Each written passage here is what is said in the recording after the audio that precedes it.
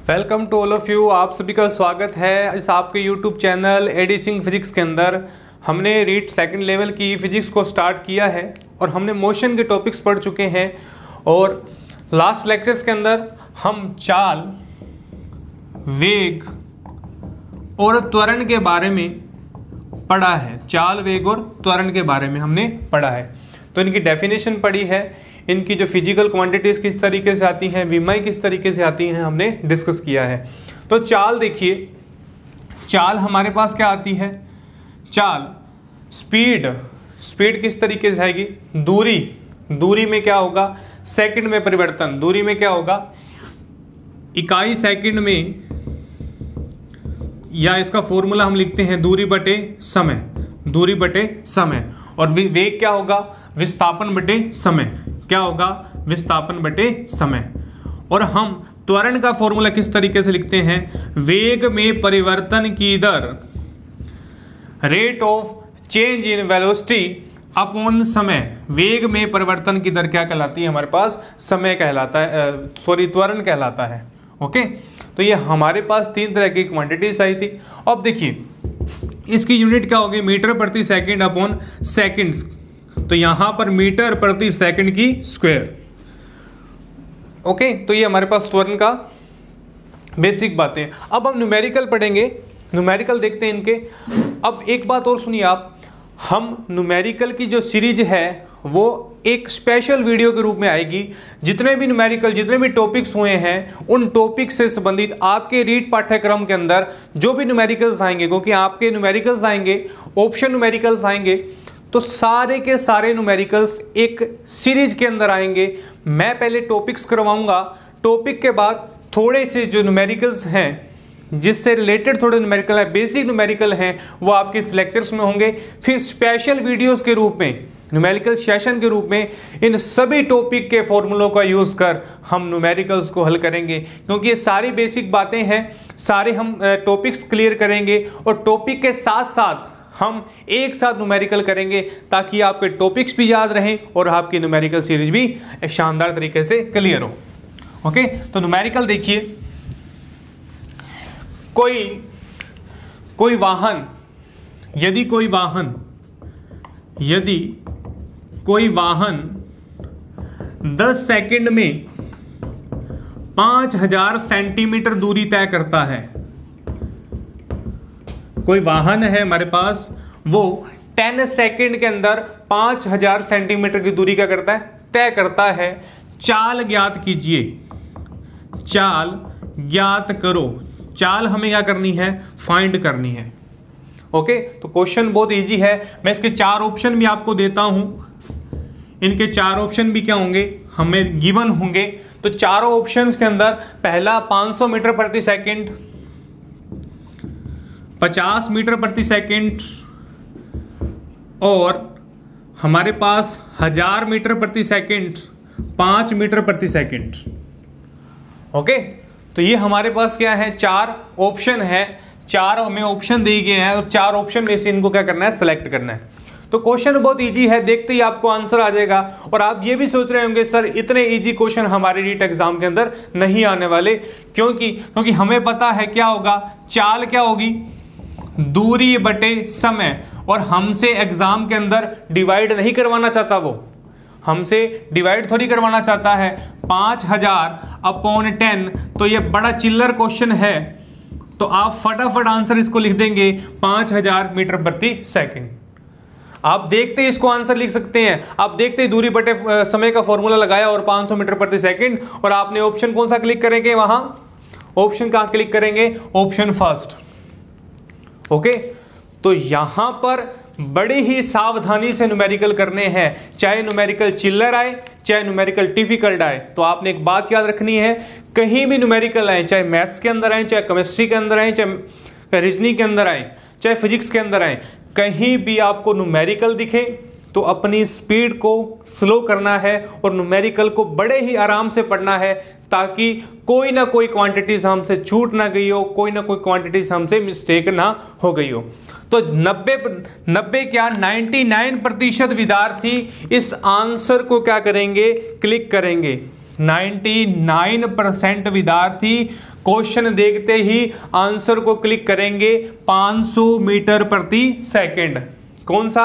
500 metre प्रति second.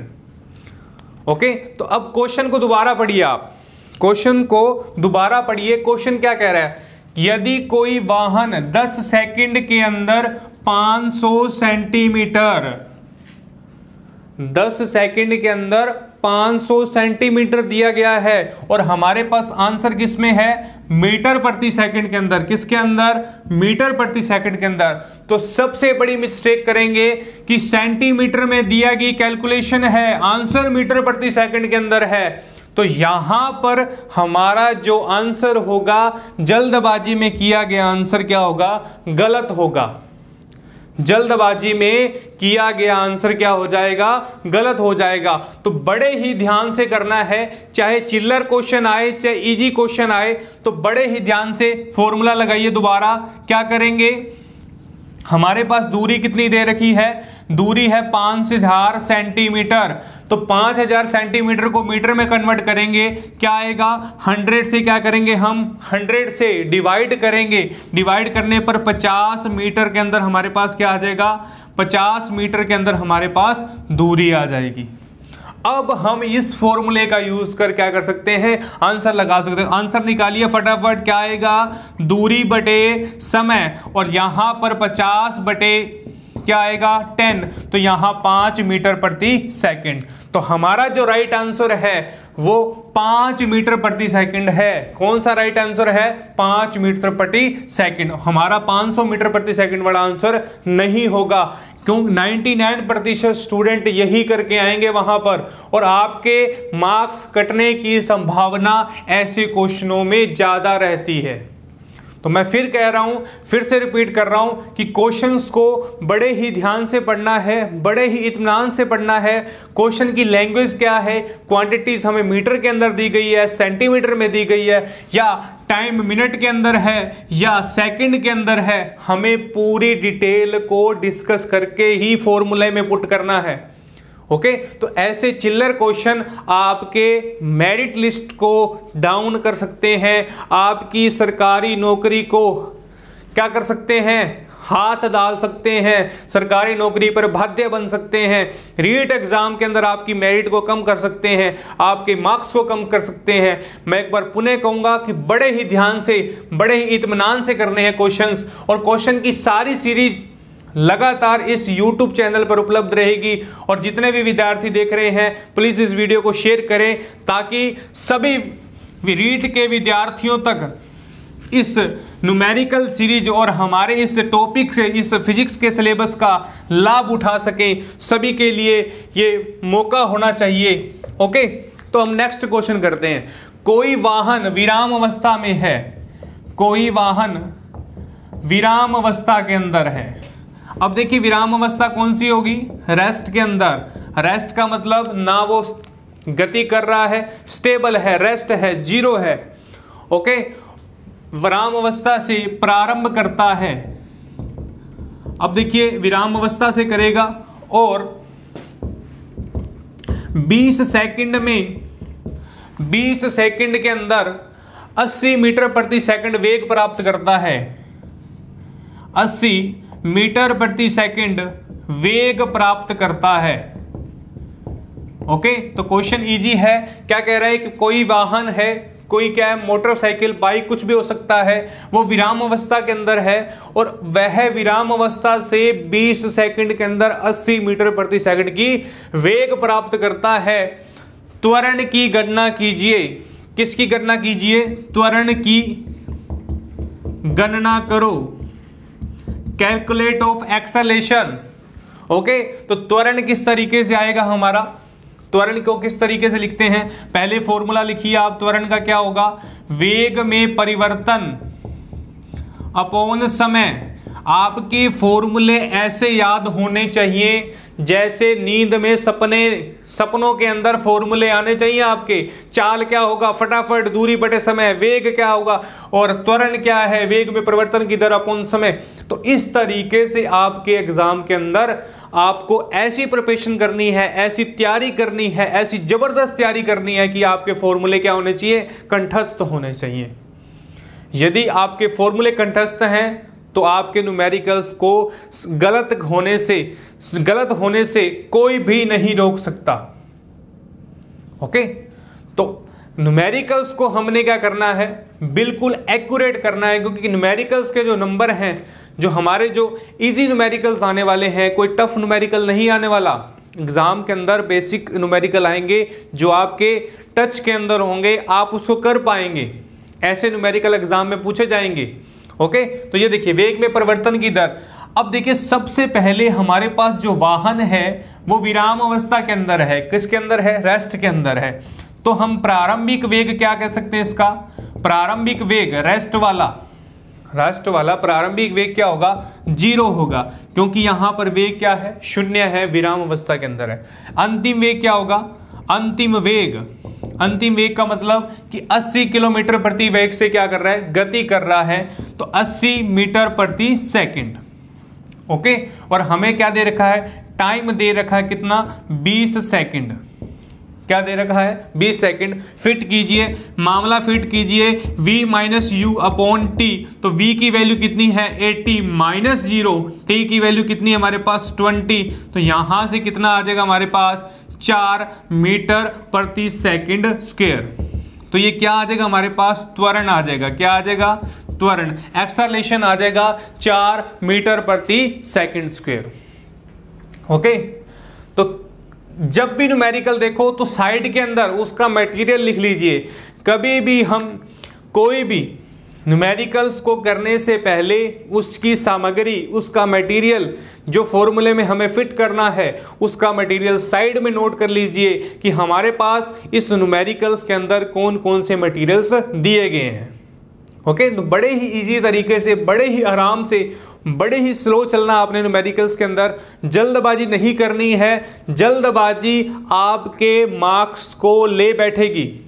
तो आपने जल्दबाजी नहीं करनी है, बड़े ही आराम से, बड़े ही प्रेम से क्वेश्चंस को पढ़ना है। क्वेश्चन की लैंग्वेज क्या है, क्वेश्चन किस तरीके से पुट किया गया है, क्वांटिटीज कौन सी दी गई है, क्वांटिटीज चेंज है या ऑप्शंस के अंदर क्वांटिटीज अलग है या सेम है, हमने इन्हीं बातों को ध्यान रखना है। एग्जामिनर आपके सिर्फ इन्हीं क्वांटिटीज, इन्हीं आईक्यू को चेक करने के लिए न्यूमेरिकल्स पूछेगा।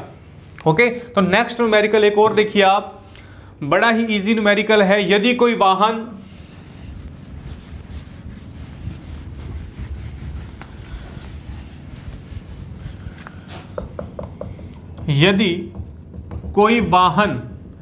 80 मीटर प्रति सेकंड की रफ्तार से, यदि कोई वाहन नियत वेग से, यदि कोई वाहन 80 मीटर प्रति सेकंड नियत वेग से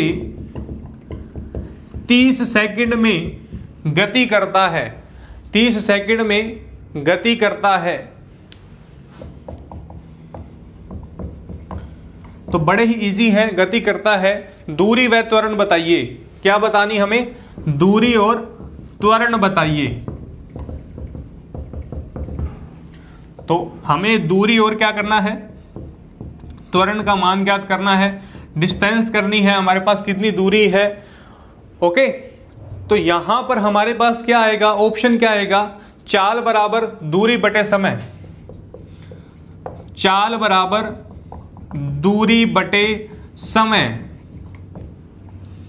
ओके, तो चाल बराबर दूरी बटे समय, हमारे पास क्या क्या दिया गया है, यदि कोई वाहन 80 किलोमीटर प्रति घंटे की रफ्तार से मीटर प्रति सेकंड की रफ्तार नियत वेग से क्या कर रहा है, 30 सेकंड में गति कर रहा है, मोशन कर रहा है। ओके, तो दूरी व त्वरण का मान ज्ञात कीजिए। तो हमारे पास फॉर्मूला है चाल बराबर दूरी बटे समय, चाल बराबर दूरी बटे समय। अब देखिए नियत वेग से गति कर रहा है, तो कांस्टेंट वेग से है, तो ये क्या होगा, इसकी चाल होगी। तो हमें चाल दे रखी है 80 मीटर प्रति सेकंड और हमें दूरी कैलकुलेट करनी है, समय का मान दिया गया 30 सेकंड और दूरी क्या आएगी यहां से 80 इंटू 30, 8 3 24, 2400 मीटर। दूरी कितनी आएगी? 2400 मीटर। ओके, तो दूरी क्या आएगी? 2400 मीटर। अब देखिए इसने त्वरण मान पूछा है, त्वरण भी पूछा है इसने, एक्सेलेरेशन पूछा है, तो v2 माइनस v1 कह सकते हैं, या v minus you upon D कह सकते हैं, या वेग में परिवर्तन कह सकते हैं। ये तीन तरीके के फॉर्मूले हमने पढ़े थे। ओके, तो यहां पर नियत वेग से गति कर रहा है। क्या कर रहा है? नियत वेग से क्या कर रहा है? गति कर रहा है। अब देखो वेग नियत है, पहली बात सुनिए, इसने एक ही शब्द के अंदर, एक ही वर्ड के अंदर बात कह दी, क्लियर कर दी कि कोई वाहन है वो नियत वेग से गति कर रहा है, क्योंकि वेग क्या है इसका? कांस्टेंट है। वेग क्या है इसका? कांस्टेंट है। यदि कांस्टेंट वेग हो तो स्टार्टिंग के अंदर वेग कितना होगा? स्टार्टिंग के अंदर भी 80 होगा और एंडिंग के अंदर भी कितना होगा? 80 होगा, क्योंकि हमारे पास क्या है? नियत वेग है। वेग क्या है? कांस्टेंट है, एक ही सीरीज के अंदर है, स्टार्टिंग में 80, एंडिंग में 80। तो यदि हम फॉर्मूला फिट करें तो 80 माइनस 80 अपॉन 30, तो क्या आएगा? 0। क्या आएगा? 0। और यहां पर त्वरण का मान क्या है? एक्सेलरेशन का मान क्या है? 0 है। ओके, तो इस न्यूमेरिकल में क्या बताना चाहता हूं आपको? इस न्यूमेरिकल में यह बताना चाहता हूं, यदि कोई भी पार्टिकल, कोई भी वाहन, कोई भी सब्सटेंस यदि नियत वेग से गति कर रहा है, कांस्टेंट वेलोसिटी से गति कर रहा है, मोशन कर रहा है, तो उसका एक्सेलरेशन हमेशा क्या रहेगा? 0 रहेगा। उसका त्वरण हमेशा ही 0 रहेगा, क्योंकि किस वेग से गति कर रहा है? क्योंकि नियत वेग से क्या कर रहा है? गति कर रहा है। तो एक बात नोट कर लीजिए, यदि नियत वेग दिखे तो त्वरण का मान कितना आएगा? वहां पर 0 आएगा। त्वरण का मान कितना आएगा? वहां पर 0 पुट होगा, 0 वैल्यू आएगी हमारे पास। ओके, तो ये बड़ा ही इंपॉर्टेंट क्वेश्चन है, और ये क्वेश्चंस, ऐसे क्वेश्चंस हमारे एग्जाम में क्या आएंगे? पूछे जाएंगे। ओके, तो यहां तक हमने 3 न्यूमेरिकल्स पढ़े, जिसमें दूरी, चाल और त्वरण के बारे में डिस्कस किया। ओके, तो हम नया एक टॉपिक पढ़ेंगे, बल। बल क्या है? फोर्स। तो नोट कर लीजिए आप, बल, फोर्स।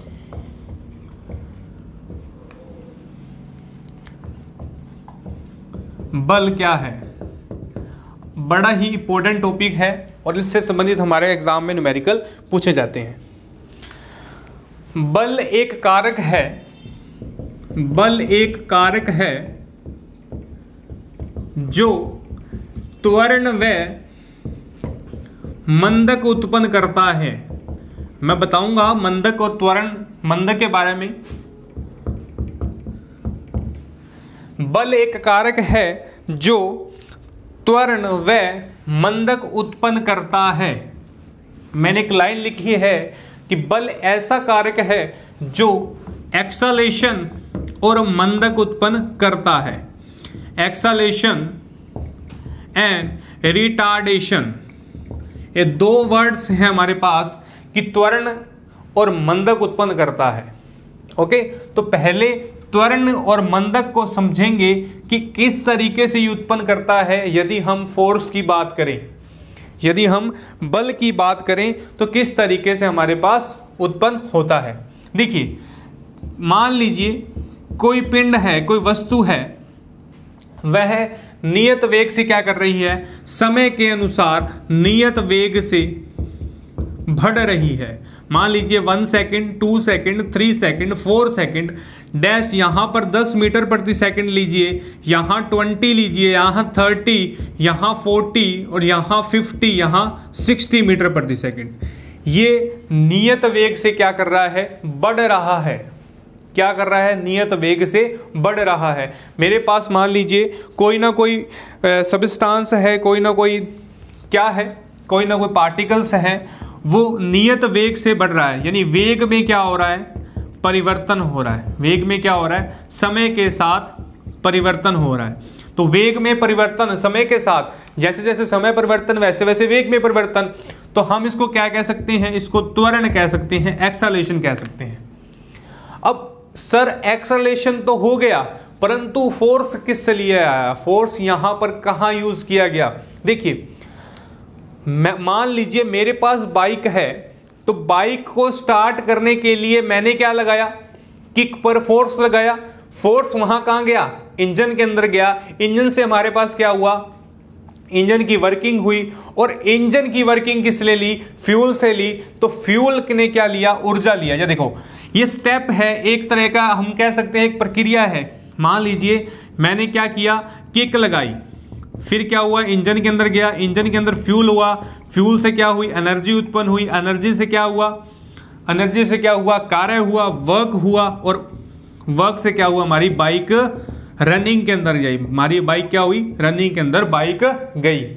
तो जो वर्किंग की थी स्टार्टिंग के अंदर हमने क्या लगाया था, फोर्स तो लगाया, बल लगाया उसको। यदि हम बल ना लगाते तो किक स्टार्ट नहीं करते हम, या हम सेल्फ स्टार्ट करते, तो हमने कोई ना कोई बल लगाया, उसको फोर्स लगाया। फोर्स लगाते ही हमारी बाइक क्या हुई, रनिंग के अंदर गई। हमारी कोई जो वस्तु थी वो रनिंग के अंदर गई। तो टाइम के साथ क्या हुआ, वेग में परिवर्तन हुआ, एक्सेलरेशन हुआ।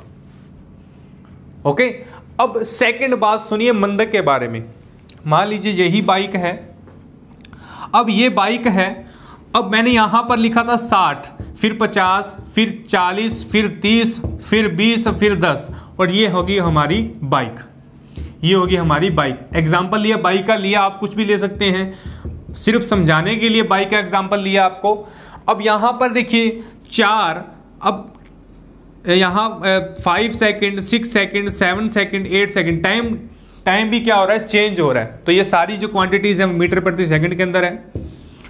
अब देखिए जैसे जैसे मैंने ब्रेक को लगाना शुरू किया, ब्रेक को लगाना शुरू किया, तो क्या हुआ, ब्रेक लगाते ही एक्सेलरेशन को कम करते ही, यदि मैं एक्सेलरेशन को कम करूं, एक्सेलरेशन को क्या करूंगा, कम करूंगा, त्वरण को कम करूंगा, वेग में कम करूंगा, तो कम करते ही हमारी बाइक क्या होगी, 60 से 50 पर आई, 50 से 40 पर, 40 से 30 पर, 30 से 20 पर, और धीरे धीरे क्या होगी, रुक जाएगी। क्या होगी, धीरे धीरे स्टॉप हो जाएगी, रुक जाएगी।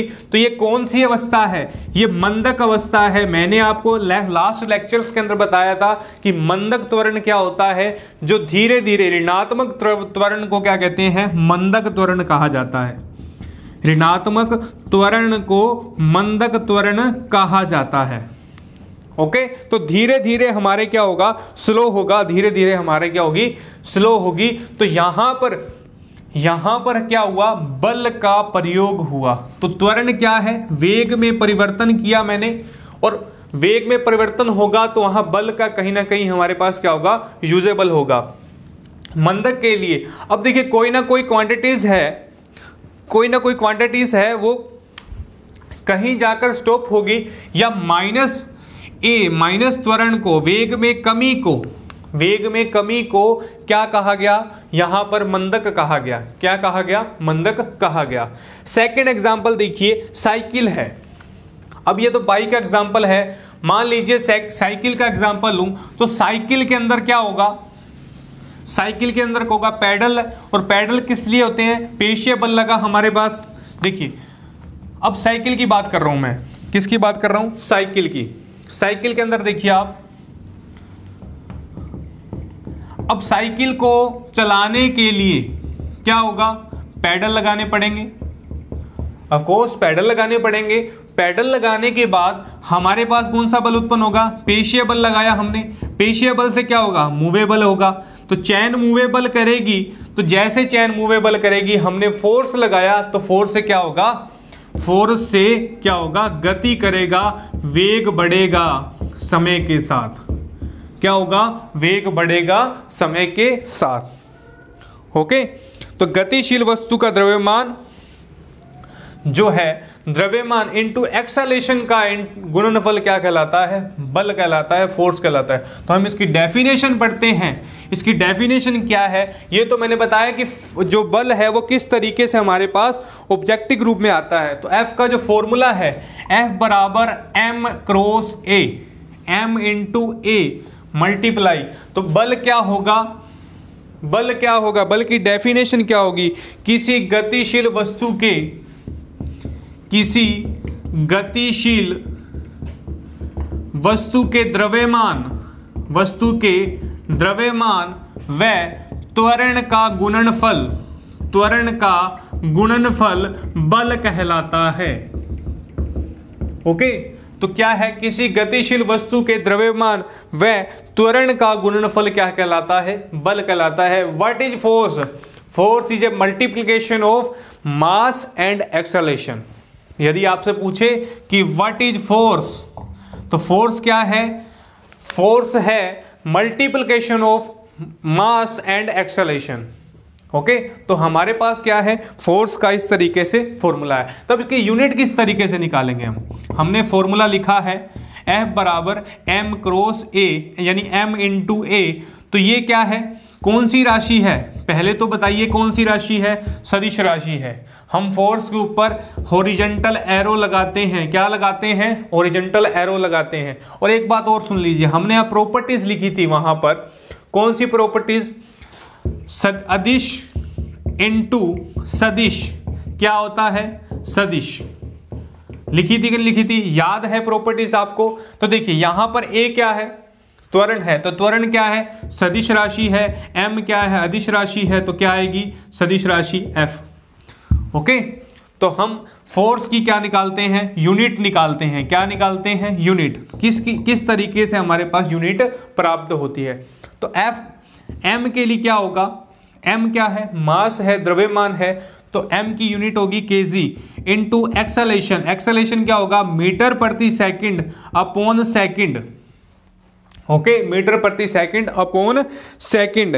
तो यहां से क्या होगा, यहां से, या इसे डायरेक्ट लिख लीजिए, मीटर प्रति सेकंड स्क्वायर, मीटर प्रति सेकंड स्क्वायर। एक बात और लिखिए, ये जो यूनिट है ये MKS के अंदर है। किसके अंदर है, MKS। MKS का मतलब MKS पद्धति के अंदर है। हमने पद्धतियां पढ़ी थी, MKS, CGS, FPS और SI पद्धतियां। तो MKS पद्धति के अंदर क्या है, इसका जो यूनिट है kg metre upon second, second square. Okay, तो इसे न्यूटन भी कहा जाता है। MKS पद्धति के अंदर इसे क्या कहा जाता है, न्यूटन नाम दिया जाता है। फोर्स की जो यूनिट है वो न्यूटन से क्या करते हैं, हम शो करते हैं। यदि मैं CGS पद्धति की बात करूं, CGS पद्धति के अंदर क्या होगा, सेंटीमीटर ग्राम सेकंड। CGS पद्धति के अंदर सेंटीमीटर ग्राम सेकंड। तो यहां पर इसे कहा जाता है डाइन। क्या कहा जाता है, डाइन। तो यहां पर न्यूटन और डाइन, CGS पद्धति के अंदर क्या होगा, न्यूटन और डाइन। यहां पर आप नोट कर लीजिए, MKS पद्धति के अंदर न्यूटन होता है इसकी यूनिट, और CGS पद्धति के अंदर इसके क्या कहते हैं, एक डाइन कहा जाता है। MKS और CGS पद्धति के अंदर। ओके, तो ये फोर्स की क्या है, हमारे पास यूनिट को शो करता है, ये फोर्स की यूनिट को शो करता है। ओके, तो एक बात और नोट कीजिए, अब हमारे पास डाइन और न्यूटन है। एक न्यूटन 10 की पावर 5 डाइन के बराबर होती है। एक न्यूटन 10 की पावर 5 डाइन, और एक डाइन 10 की पावर -5 न्यूटन के बराबर होता है। तो ये आपने नोट करना है इंपॉर्टेंट बात के अंदर, हाइलाइट्स के अंदर, कि एक न्यूटन 10 की पावर 5 डाइन के बराबर और एक डाइन 10 की पावर -5 न्यूटन के बराबर होता है। तो इसकी यूनिट है, फोर्स की यूनिट किस तरीके से हमारे पास लिखी जाती है। तो ये 10 की पावर 5 का क्या चक्कर है, ये भी देख लेते हैं, ये भी कॉन्सेप्ट देख लेते हैं। 10 की पावर 5 कहाँ से आया, डाउट नहीं रहना चाहिए आपके मन के अंदर कि सर ने 10 की पावर 5 लिखा, कहाँ से लिख दिया, मनगढ़ंत लिख दिया या कहीं से देखकर लिख दिया। नहीं, देखिए हमने यूनिट क्या लिखी थी, kg इनटू मीटर प्रति सेकंड स्क्वायर। ओके, तो ये किसके अंदर थी, MKS के अंदर। यदि मैं CGS के अंदर लिखूं तो kg की जगह क्या आ जाएगा, ग्राम आ जाएंगे। तो 1 kg के अंदर कितने ग्राम होते हैं, 1000 ग्राम। इनटू यदि मीटर को CGS पद्धति के अंदर लिखना है, CGS पद्धति के अंदर क्या होगा, सेंटीमीटर ग्राम और सेकंड। तो मीटर क्या होगा, सेंटीमीटर। 1 मीटर के अंदर 100 सेंटीमीटर, सेकंड का सेकंड हमेशा यही रहेगा। तो यहां से क्या आ गई, 1 2 3 4 5, 10 की पावर 5 यूनिट आई। तो F बराबर क्या आ जाएगा, 10 की पावर 5। यहां से हमारे पास यूनिट आई 10 की पावर 5। तो कुछ भी नहीं है, बहुत इजी है और सारी बेसिक बातें हैं। और हम इससे संबंधित, फोर्स से संबंधित बहुत न्यूमेरिकल करने वाले हैं, बहुत इंटरेस्टिंग न्यूमेरिकल हैं, इंपॉर्टेंट सेशन न्यूमेरिकल का आएगा, तो हम वहाँ सारे न्यूमेरिकल्स को पढ़ेंगे। आपने डेफिनेशन याद रखनी है, फोर्स का फॉर्मूला याद रखना है, इसकी प्रॉपर्टीज याद रखनी है, किस तरीके की यूनिट है हमारे पास इसके बारे में, तो सारी बातें हमने क्या करनी है, डिस्कस करनी है। ओके, सारी बातें हमने क्या करनी है, डिस्कस करनी है। और एक बात और रहेगी, इसका विमीय सूत्र किस तरीके से होगा, विमीय सूत्र भी देख लेते हैं हम। विमीय सूत्र क्या होगा, F बराबर क्या लिखा हमने, M क्रॉस A, तो M क्या होगा, M1 L0 T0, तो A की भी लिमिट क्या होगी, M0 L1 T माइनस 2, तो M1 L1 T माइनस 2, तो इसकी यूनिट क्या आएगी, इसका विमीय सूत्र क्या आएगा, M1 L1 T minus 2। Okay, तो M1 L1 T माइनस 2 है, इसका क्या आएगा, विमीय सूत्र आएगा। ओके, तो ये हमारे पास क्या हुआ, फोर्स। इससे संबंधित एक दो न्यूमेरिकल और करते हैं ताकि हमारा जो फोर्स का टॉपिक है वो थोड़ा सा और क्लियर होए, और क्लियर होते ही हम बड़े ही शानदार न्यूमेरिकल्स करेंगे। ओके, तो एक न्यूमेरिकल लिखिए आप, न्यूमेरिकल लिखिए कि एक समान वेग से गतिशील वस्तु पर आरोपित बल, एक समान वेग से गतिशील वस्तु पर आरोपित बल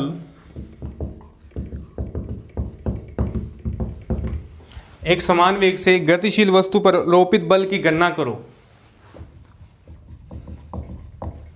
अब देखिए, अब इसने इस क्वेश्चन के अंदर कोई न्यूमेरिकल वाली पार्ट नहीं दिया, कोई न्यूमेरिकल सेशन नहीं दिया हमें।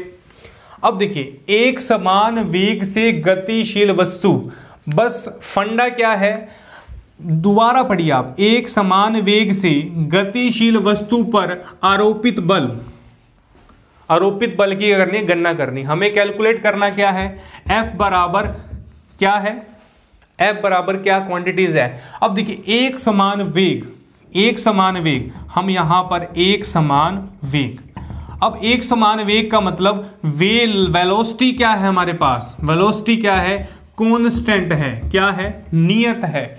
एक समान वेग है, वेलोसिटी कांस्टेंट है। और मैंने आपको एक बात अभी बताई थी कि जब भी वेलोसिटी कांस्टेंट हो, एक समान हो, तो त्वरण का मान क्या होगा, एक्सेलरेशन क्या होगा, जीरो होगा। त्वरण का मान क्या होगा, एक्सेलरेशन हमेशा ही जीरो होगा।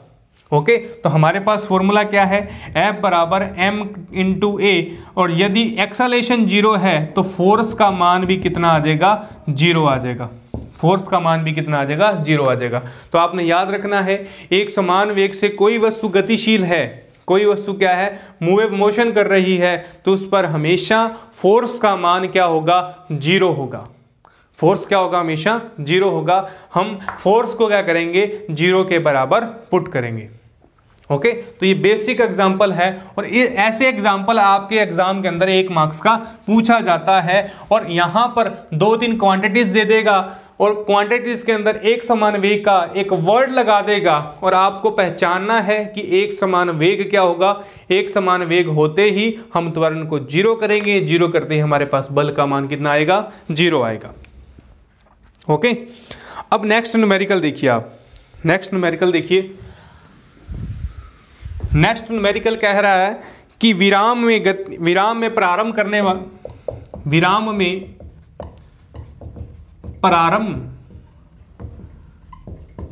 वाली, अब देखिए विरामावस्था के अंदर है, स्टार्टिंग पॉइंट के अंदर है, किसी वस्तु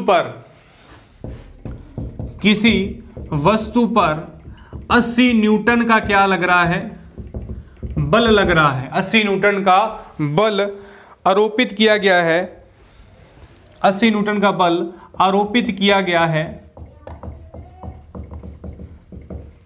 15 सेकंड में 60 मीटर प्रति सेकंड वेग प्राप्त करता है। ओके, तो वस्तु का द्रव्यमान ज्ञात कीजिए, वस्तु का द्रव्यमान ज्ञात करो। आपने टेंशन नहीं लेनी है बिल्कुल भी, सारे न्यूमेरिकल होंगे, सारे न्यूमेरिकल क्लियर कराऊंगा, किस तरीके से हमारे पास डिफिकल्ट न्यूमेरिकल आएंगे। ये सारे जो न्यूमेरिकल 2 न्यूमेरिकल कराए हैं मैंने, ये बेसिक बातों को बता रहा हूं किस तरीके से हम न्यूमेरिकल आगे करेंगे। ओके, तो क्या कह रहा है, विराम में प्रारंभ करने वाली किसी वस्तु पर, विराम में प्रारंभ करने वाले किसी वस्तु पर 80 न्यूटन का बल लग रहा है। कहने का मतलब हमारे पास क्वांटिटीज कौन कौन सी दे रखी है, F का मान दे रखा है 80 न्यूटन। न्यूटन देखते ही हमें ये पता लगना चाहिए कि हमारे पास किसकी वैल्यू है, F की वैल्यू दे रखी है।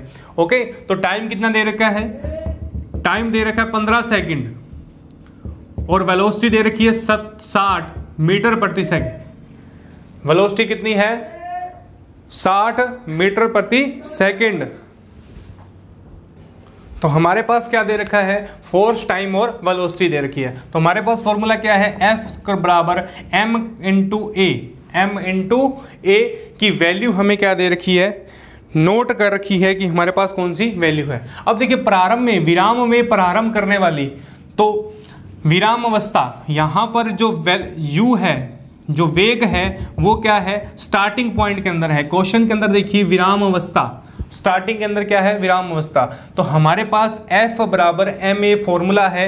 हमें त्वरण चाहिए, क्या चाहिए, पहले त्वरण चाहिए। तो त्वरण के लिए क्या करेंगे, एक वेग की वैल्यू दे रखी है, एक वेग के वैल्यू विराम से आएगी। कहां से आएगी, विराम से, कि विराम अवस्था में प्रारंभ करता है, विराम अवस्था में प्रारंभ करता है, स्टार्टिंग के अंदर क्या करता है, प्रारंभ करता है। तो विराम अवस्था के लिए क्या होगा, v minus you upon T.